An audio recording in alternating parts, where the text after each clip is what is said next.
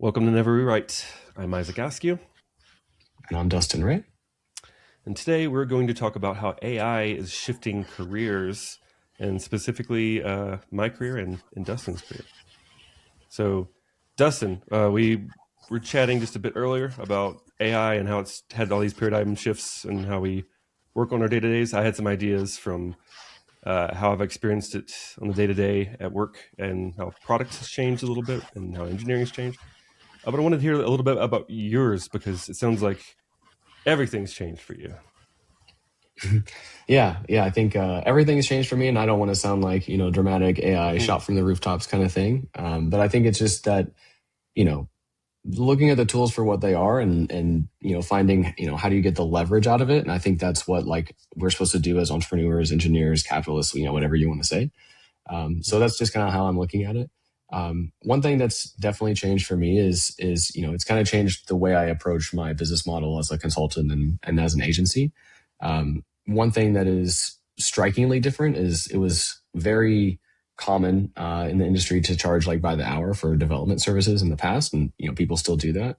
But there's clients that I'm working with on kind of a specific basis where I'm working on multiple clients' projects at the same time using AI models, and I can have the agents essentially working on different projects at the same time.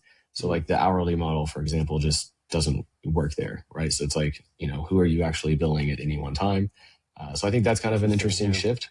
Yeah. And what really makes all of that possible, you may say, like, how can you even maintain like the context and all these different things? And I think just like in real estate, they say cash is king. My argument is in software, context is king. So I think, spending the time ahead of doing the actual agent work, that is where the actual like sauce is in today's world. So I've seen a lot of my workflow shift from spending a lot of time in the editor working on code to now a lot of my time is just spent on the planning phase, getting requirements, doing technical constraints for like the agents, like kind of all of that stuff that you would maybe even do if you were training new developers or bringing, onboarding new developers to your team. So it feels a lot more like that. And then, of course, the review phase at the end. So it feels like what used to be the 20% at the beginning and the 20% at the end is now like the 50% at the beginning and the 50% at the end, if that makes sense. So would it be fair to say that for the hourly thing that you brought up, the planning for the context is still closer to that model because you could spend a couple of hours setting the context for client A and then spending more times, a couple hours for client B. It's just that once you get to this implementation phase, since you can do things in parallel, you can have two different agents going and say, hey, now that I've got this criteria defined, I'm going to pass this off to you, start coding for me, and then walk away. And you're essentially working for two clients at the same time because you have the models working at the same time. And that's shifted how you approach it. And like you mentioned, like the last part is the review cycle. So you still have to review what Right. the models generate. Yeah. So it's an interesting point about the idea of parallel work there. So you know what you hmm can parallelize, but the context you can't quite yet. It sounds like that's still something you've got to do sequentially. So is that like your new bottleneck? It is. I'd say it is the bottleneck. Yeah. Because even it's not like from my experience, like I see people online talking about like they have the bot running all night or whatever, they walk away and wait for it. It's like I never seen the bot like running for like that long. Maybe 20, 30 minutes is the most it would be executing something at a time. Mm-hmm. So in that time I'm just doing some other task. So you're context switching in that way, but you're also building the context of the product like in real time with the AI is what I've seen. So it's not like you get the full requirements out of the way and then you're in this implementation phase. Just like Mm-hmm. when you're working as a developer, you run into edge cases that you didn't anticipate. So the AI sometimes can even see those ahead of getting into the implementation phase if you're using the planning phases with the tooling. So it's still a lot of problem solving, like front loading the problem solving and then letting the syntax kind of just happen after that. And then just reviewing that the syntax matches, what you were expecting from what you were prompting it. So yeah, I think context is still the limitation. And I think most founders would agree with that as well. Like even when you're working with humans, getting the context out to everyone is the bottleneck. What is the way to unbottleneck that? Like, is there a better way you're thinking of to help share that context faster and get that distributed amongst other people at the organization? Well, one thing I've seen work, at least for me, is just building the memory internally. So whether that's um, in a repository or in your individual products. Right now, the way I've been doing it is having the planning documents, the architecture documents. Anything that I'm generating gets committed and versioned. So that way, if those things change or before it comes out, that's all in the repository. So you also have like a history of what happened, and I think that that history um, has helped save several hours of debugging where the AI would like make a change that it's already been told not to make, for Right. example. So those kinds of things build up and compound over time has been my experience. So it's like you kind of experience a lot of these like, oh my gosh, the AI is so dumb kind of things at first until you start to build up those guardrails, and then you start to have a smoother experience with it. So that's been how I've been working with is building that memory. Got it. And so anybody else, for example, who would want to join for whatever you're helping build there, they can just install the same model you're using. They have the same context just from the sake of using that shared memory. Yeah, I any guess your person current way of sharing or it. bot. Yeah, Yeah. or the agent itself, right? So when you like one of the big issues with using Cloud Code, for example, is the context window that it has. So you want to be able to clear that context window in between the tasks that you're doing, and if you wipe its memory, you just start back from scratch again. Right? It's like 51 Yep. states. You're always starting from zero. So being able to save all that memory that it can then go and find and like get the context that it needs specific to the tasks at hand without you having to remember and provide all of the context, which becomes extremely tedious to do. Um, yeah. Have you? This is a little off, a side tangent. Uh, have you zoomed out even further and like added context around your different contexts? Like, for example, client A and client B, those are two different clients with their own context, but that is that in its own folder of these are my clients, and so Mhm. you're basically tracking at a meta layer level what you're doing for different clients, and maybe you could find patterns in how you're reacting to each client and their needs. Yeah. I mean, yes, exactly that. So I used to have like a general like meta prompt or like, pre-prompt or whatever that would wrap any instruction that I put no matter what repo or folder I was in. And I actually found that to be counterproductive because if any two clients had different needs, I would have to like counter Mm-hmm. the default meta. So I think kind of a better approach that I've used is just, I may have same defaults for the guardrails, and I'll just use that as a starting point, but then adapt it to each client. And then at that point, it's still within that folder. It's getting the meta context that it needs. So that's been how I work with it, and I found that to work in other things too. So even like with my starter kit, like my boilerplate software as an agency, I instead of having something that you install and I have to maintain that, I just drop it in, and then now we can build on top of it. Got it. Well, as far as different uh, tooling and different people you're working with, have you seen companies that have, like, for example, sometimes you'll see whenever you're at a meeting, it'll record everything in the meeting, and it can do a pretty good job at summarizing what happened and what the decisions were. Can you feed Mhm. that context back into a same folder as your coding? And it goes, oh, there was a meeting about that. Have you seen anyone doing Yeah, I stuff like think that I yet? think you could. I think you would want, for the sake of like tokens and efficiency and not confusing, like or not like polluting the context, you would want to pull out that. So one structure I've seen that you could still do all of that with AI is you essentially have different AI agents and tasks and models and whatever for each of these purposes. And a lot of the meta frameworks, like known as harnesses for the agents, use those kinds of things nowadays. So they have like planning agents and orchestrator agents, right? And that are trained to kind of, or they're given a certain set of tasks to do in a specific way. That way they have just the context they need to execute that. So I think, to me, that's Mm-hmm. been this like that general strategy, just applying that everywhere you go has been the answer. Like if you're just, I think we talked about it in another episode about the kind of the Mm-hmm. boomer. version of AI. Like if you're just like randomly chatting to it, like you're going to get very random outputs. You have to be very methodical, to kind of get the leverage that I think is truly valuable. Yeah, and definitely the organization of different contexts is like the bare necessity, I think, for each of the clients. And even just random things in my life that I'm curious about, I'll just have it saved in a different context, and I'll swap Hmm. to that context whenever I'm trying to like, um, if I have any questions about a direction for somewhere to go in my life, versus like a career Yeah. thing or something like that. um, Right. versus working for this particular client, which historically has had these issues, and so swapping those different contexts has been really useful for me because it can remember everything. Um, yeah, so Have you different. found it changing anything like around your day to day, like as far as like around meetings or like ingesting requirements or like any of those types of Oh day yeah. to day things you don't really think about, but now you use a tool and it's like, well, I used to have to do this all the time, and now I don't really have to do that. Well, one of the things that I've seen being used, one of them is in Slack.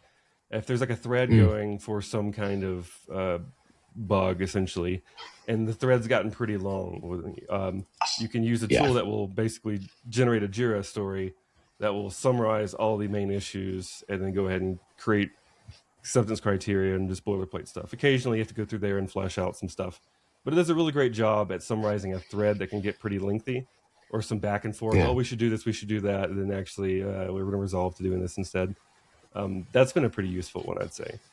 Yeah. And I've Nothing seen a like lot of getting people. tagged on 100 reply thread, and Yeah, trying to catch up on that's super context. annoying, right? I Yeah. usually go in there. I'll just turn off reply, or turn off notifications for replies briefly, Right. and leave a note to go back to it because it's so distracting seeing my little Right. Slack thing jump. Um, but that's been a really useful one, and I've seen people use not necessarily just that tool to generate the Jira ticket, but sometimes just fleshing out the ticket itself. I've seen some product people will go through there, and a lot of times people will forget. Either they'll make a placeholder Jira story, which I hate, which is just a title, and then all the context is lost. Sometimes people will throw in Right. a Slack thread link to take me to a Yep. thread to read, to figure Yeah. out what to Here you go. do. You do the work. That's right. That's really annoying. Yeah. So they'll use some tools to help make that faster and make it more obvious what needs to be done, and they'll go through and make the manual changes needed if it doesn't do a good job at summarizing it. But they'll also, in the boilerplate that they use, it's almost like when people used to copy and paste like boilerplates in general Yeah. and then edit it. It'll explain things from the user perspective, which I Right. love when people say, as a user, or as a particular role, when Hmm. I go load this page and click this, I expect to see this. Because Right. when that's missing, that's the context is king thing you're talking about. When that's Right. missing, it's just a story to build a thing, and I need to Right. know why. Like, because I'm not a robot. Right. AI might Yeah. have all that context and it can do that, Yeah. but if we're in the field of entrepreneurship and fast moving um, startups, then you really need to be able to move quickly and build the right thing. And so when I start getting random bits of work Yeah. that tell me, here's how you should spend your time and money, and there's no why there, then one, I have to spend time getting the why. And two, there's no reason to actually build that quite yet because I need to know the Right. why. We need to know, who's going to use this to allocate resources best. So having AI do a lot of that generation for not just the engineer, but the product person, that just saves a ton of time in general. And like imagine every time you load a ticket, there's some missing information and you have to get more information. Now it doesn't do it perfect, but Friction. Yeah. yeah, it's friction. Like instead of me having to go get clarity once, in the past I'm getting clarity like 7 times because people are going back and Right. forth, and there's like a couple of comments on the Jira story itself.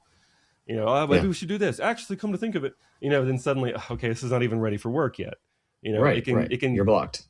it might not solve the problem, but all those conversations go from 7 conversations to less than 7. I don't care if it's even 6. If you Hmm. reduce the amount of time that I'm context swapping, you are saving money, and we're moving Yeah. faster. Yeah. Yeah. I talked to a product team working on this very problem the other day. It was very interesting. We talked earlier about kind of the paradigm shift that could happen. They were mentioning you mentioned Slack, so it's what reminded me of it. their tool was trying to keep all of the context between the emails, the Slack threads, and the tickets wherever the work is happening. They wanted to then bring all of that to a centralized place to essentially kind of store all of the decisions for that very same reason, that like keeping the decisions or keeping the context with the decision, so that whether you were a non-technical person or an engineering person, you could come back and look at the context on the decision. It was kind of like Mm-hmm. I don't want to call it a decision log on steroids because it was so much more than that, but that was the one, I use decision log a lot in my agency work. So it felt like it was really trying to tackle that context and kind of decision problem. Yeah. So pretty interesting. Maybe we can bring them on sometime. Well, to pivot a bit, how have you seen AI sentiment change? Because Oh, I've sentiment. Yeah. noticed, yeah, I've noticed sentiment amongst engineers versus other Hmm. communities like artists and musicians are Mm. wildly different when it comes to acceptance Yeah. of AI. And I get that Yeah. because Yeah. one of them is more an efficiency thing, and the other one is trying to automate creativity, right? Yeah. And that's a Hmm. huge like step into the human essence. What does it mean to be us? What are we going to allow to not be us anymore? Have you ran into Right. any of that much with your role? Yeah. Yeah, a lot. And I think, one comment I saw on the personal side, and then I'll move to the professional side. One comment I saw on the personal side around like the art and the writing was, we want, and I'm paraphrasing here, but we want AI to do our dishes and our laundry, not our art and our writing and our music, right? And it's like Hmm. what we got is the opposite. And it's like, so yeah, from the artist perspective and the writing perspective is especially, um, yeah, don't plagiarize. Be Right. creative, make your own work. Using AI as a writing tool, I think, is a much different thing than what I would say what we're doing in software engineering. Yeah. And I'd be happy to be argued on that, but I think having the AI generate code feels more to me like having it generate random math problems than it does generating a novel does. That doesn't Right. represent true creativity. So that's kind of my feeling on the creativity side. Anything you want to add to that before we go on the professional side, or does that Yeah. Well, represent you pretty well?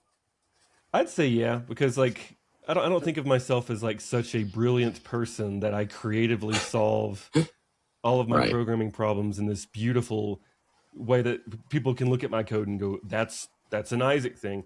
And Right. maybe there's some people who do like, I mean, I've definitely looked at some code and I'm like, that's trademark John or whatever. But like, I Yeah. wouldn't call it creative for the sake of being like, we've got to code that style because it's such a beautiful John style. Right. It's just more Right. like, I know that's the way that person tends to solve problems, right? And Right.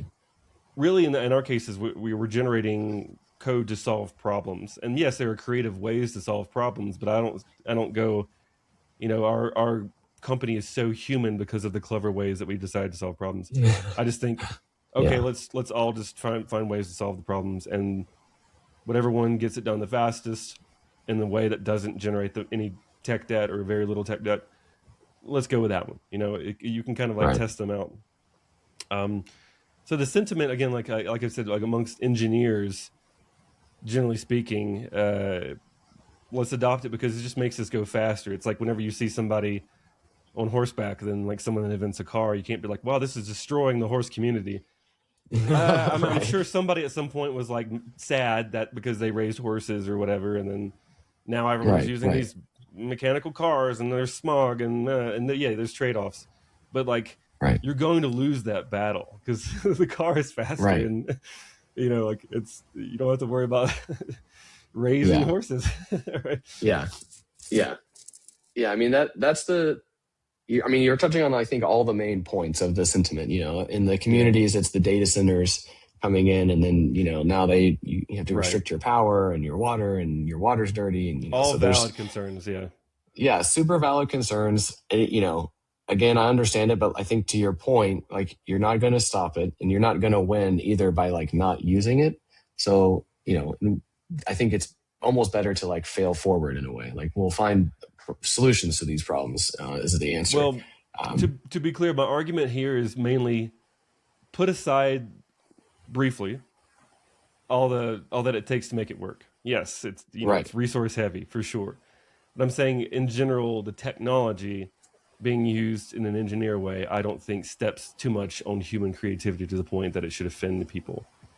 No. I think we could take it, No. and I'm sure it does. I'm sure someone's gonna listen to me like it offends me entirely. I am not making the argument that I mean, and it sounds like kind of maybe you're leaning this way, but like the idea that this is just going to happen, you have to get used to it. Maybe it is, maybe it's not. That's not my argument right now. My argument right now is just purely like technologically, this is hard to say no to because the car is being invented Right. and we're moving faster. I do think Right. there's a huge problem with the data centers. I do think there's a huge problem with the resources. I think there's a ways to get around them. If you've seen like reports on energy use Hmm. with AI in general, energy it's gotten more efficient. It's still not Yeah. efficient, but it's gotten more. People are trying to make it more efficient because it's a Exactly. moneymaker. If you can make it more efficient and save that money, that's great. Right. But if you end up like, we're getting off on a tangent, but if you end up building data centers and charging more people for the electricity it's used, that's a bad Right. thing. I am not for Right. that, but that's not my argument. I just wanted to make it clear that I'm not just being like, just get over it. There's nuance there. There's Yeah. definitely nuance there. Definitely. Yeah. Definitely. Um, Um, on the from your the perspective, non-engineer then? side, go ahead. Yeah. No, go ahead. Uh, You go ahead. I was laughing at this because I was thinking last night. We had this rehearsal for this music production that we're going to do this weekend. We're just Right. doing a School of Rock thing, and they're going to play music for people at a local venue. And one of the people there had trouble with like crowd banter. Like usually, if someone's trying to tune a guitar, Mm. they're swapping out the bass. So there's like a little bit of dead space in between a different song starting. You want the person in front of the mic, usually the singer or anybody who's just near one, to like engage the crowd. Hey, who's having a good time tonight? Or to like tell a joke or Right. something to keep the crowd engaged. And so this person made the off comment that, and if you're having trouble thinking of good crowd banter suggestions, you can ask ChatGPT. And everyone was just giving her shit for it. Oh And my that's gosh. that's the point where it's touching nerves, because it's like, Right. can't you just think of some things to say? But some of these people were just nervous, right? And they're like, Right. I don't know how to do crowd banter. I don't know funny jokes. And so this person was Right. honestly saying, "Hey, I was using it and it helped me come up with some backup things to say in case I'm like have stage fright. I can't think anything. I got I had some help generating these things." But the vitriol that came from just the idea that you can't be human for a moment and just come up with something fun to say to the crowd was so funny. But a lot of people were like, they gave her shit, but then later they were like, okay, we see what you're getting at. We know you're nervous. Right. But there's nuance there. Someone's not saying it to be Hmm. lazy. They're saying it because like I have problem engaging with people and being social, and this kind of helped me get through that hump. Maybe that's a good thing. But I was laughing at like, if I go to my day job and I'm working with engineers, it's just like, oh, just let AI do it. And then if I go amongst musicians or anybody, and where it's like that human Right. aspect we don't want replacing Right. us, it's a very Yeah. very different crowd, and you really have to read the room whenever you suggest these things.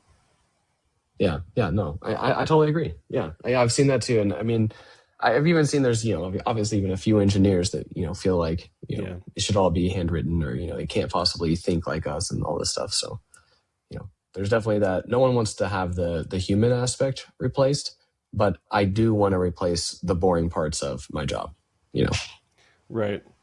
And this is kind of reminding me of there's actually an offended engineer that I brought up before, who definitely doesn't like AI.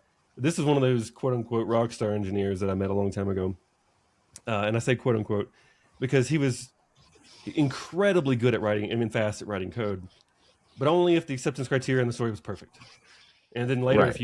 if you delivered it and it wasn't the right thing, he was like, "That's what the story says," as like a checkmate to you. And you're like, Right. well, if you just read it and understood what we're getting at, you'd know the acceptance criteria. If you'd even worked with your team to understand the problem or talk to your product person, you'd have known that they were missing something. Like you have to be human and help them out here. You can't just take the ticket and Right. run with it, because that's what we can automate.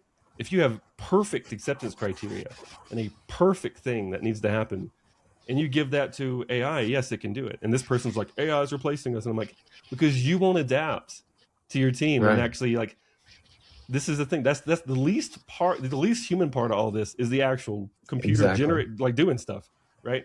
The most Right. human part is how Yeah. you're engaging with the customer and understanding what their problem point is, because that's why they're giving you money. Please make my problem go away. Oh, let me understand your problem. I will work with you.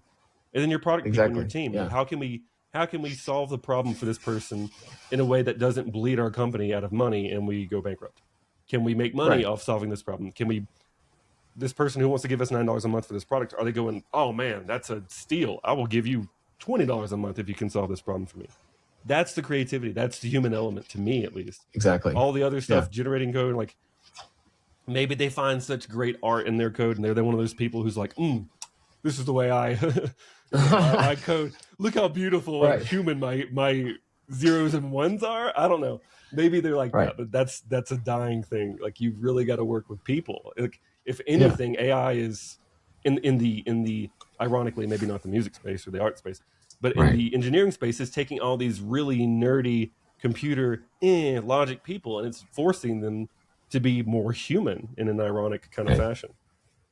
Right. I mean, your job as an engineer is not to write code based on the tickets. It's to help solve technical problems for the company. Right. So, like, if you're Yes, thinking yeah, more in that alignment, it's like the ticket itself doesn't even matter. Like, that's not your job. The job is to solve the problem for the company. And so, if you solve the wrong problem for the company out of spite or whatever, like you're undermining the project. Like, you're undermining your own role and then acting like you're right. this noble thing. Right. And it's like, that's not being a good teammate. Like, there's so many things wrong with that. But And to your point too, with how that percentage has changed, like the percentage of actual right. programming, mine has been severely reduced to the point where a lot of my code generation, like a lot of the boilerplate, I can get done by AI, and I still have to fine tune here and there.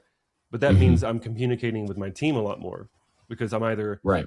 getting to a hiccup in the story that wasn't accounted Hmm. for, so I got to talk to somebody, or I'm closing the Right. ticket and there's another one to work on, and I can talk to somebody else. So what's the next big problem? What's the next customer complaint?